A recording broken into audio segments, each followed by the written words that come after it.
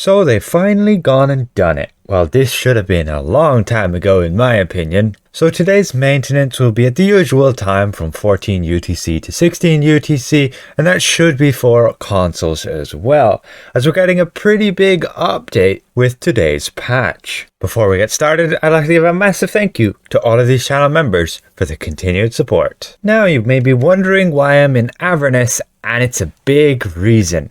They've gone ahead and supposedly increased the drop rates for all the monster hunts. Now we just killed one of them there and we still unluckily didn't get a drop. So they didn't make it 100%, but they didn't do that with tier 0 hunts in Chult either. We can check the patch notes and you can see that Avernus Hunts drop rates for trophies have been increased. Tier 0 trophies, the ones we just killed there, have a chance to drop per character as opposed to group. This should have been implemented from the very beginning with module 19. It's ridiculous they're only doing it now, but I guess better now than never, as Avernus Hunts still contains some of the best gear. For example, your Garistro horns, your Bone Devil's ribcage, your Greaves of the Light Guard, your Arms of Last Resistance, and there are a few other pieces, especially ones that look pretty cool as cosmetics. However, the grind can be pretty long for those trophies that you need to kill those certain bosses in order to actually get these drops. So this increase should make it on par with what we have Chult hunts. Might even entice me to continue with my bit of a series where I mapped out everything, got the locations for those tier 0 hunts, and then I would have gone and done the rest of the hunts. So it could be very viable now to go for the Bone Devil's ribcage instead of your dragon hunts if you're a bit more of a low level character, as the entry requirement for Avernus, as you can see, is only 30,000 item level, whereas dragon hunts for the ancients, well, that can be quite a struggle when you're all kind of new players. So as for the rest of the patch, we can see that today's update will contain the epic adventure and battle pass Rothe Valley. I've gone over in detail in previous videos. Along with that, we're getting Greed of Dragonflight. They haven't actually mentioned in this patch notes whether they fix that bug / exploit that you may have seen in my funny recent video on that, getting all the dragons to the stronghold and also having them die in the river. Now they've given Wicked a memorial. You'll be able to find that in the quest hub in the Well of Dragons.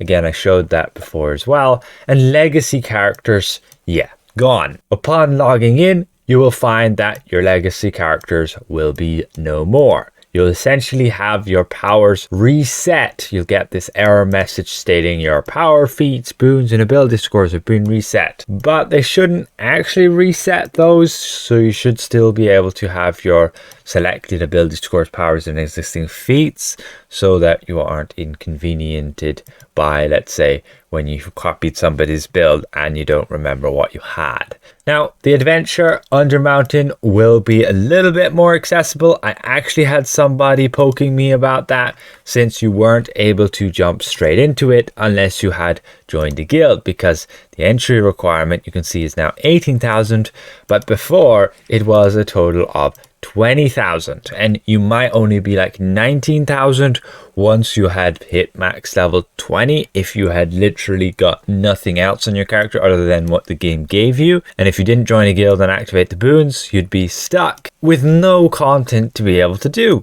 There's none of these campaigns, none of them lower than 20,000 item level, other than Dragon Slayer, which doesn't really count since that's just kind of a progress tracker. Additionally, as we've already mentioned, Avernus Hunts should be a significantly easier, especially with a group, and you can actually run around with your party, which is going to be great now, and otherwise the drop rates should be increased. We can go check real quick again, see if we can find another one of those infected mains and see if we can get any drop on it. Appears the drop rate still like pretty low, but beforehand I was killing like 10 of them and not getting a chain. But at least you can farm them in a party now. Still, I'll probably do a bit more messing around and testing with these a little bit later. Maybe make another follow-up video to this, actually checking out the drop rates, if they're 100% now on said tier 1 bosses, tier 2 bosses, and see if it's just as easy as Chult or not. Then they made a few changes with an NPC in the summer festival, not getting the ball stuck, a bunch of changes with the quests, you can read through them there. And otherwise, in Dragon Hunts, they've actually made it significantly easier for tanks. It will be unlikely that you'll actually die now to the fling, which is that bite mechanic, which could nearly one-shot a tank, as it would bite you, knock you over, and then cause you to bleed. And if the healer wasn't on the ball, you would die. And that's pretty punishing for newer players going into those fights. Just a visual fix in Dragonbone Vale. In Furnace Citadel, they fixed up the chest, and you should actually be able to exit it now properly.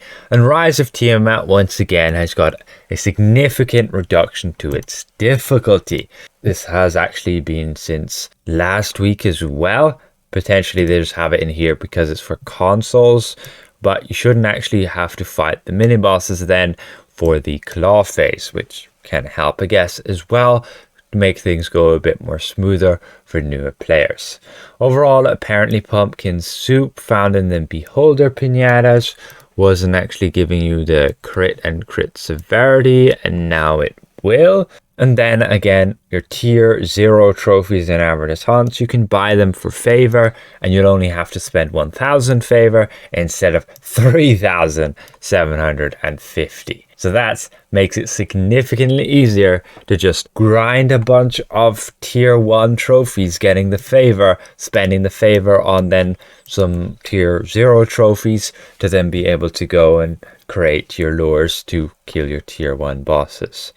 And for the rest, the majority is either collections or visuals or proper item naming, like where the golden belt of Puissance and also the Lostmouth Horde necklace, where they actually come from. The same with the Celadarin stuff. And otherwise, in Dragon Hunts, the Dragon Hunt modifiers, that modifier character should be displayed in the debuff window properly. They made some upcoming changes and fixes for Masquerade of Liars event with the Scarecrow, and battle passes should now be put in past events section. Otherwise, you should indeed get a server notification properly when you do receive an item with that 1 in 250 chance rewards from the lockbox opening. And that's about it. Again, new this update will be our Rothe Valley Battle Pass and Adventure, along with Greed of Dragonflight, along with Avernus Hunts becoming significantly easier. By how much? Well,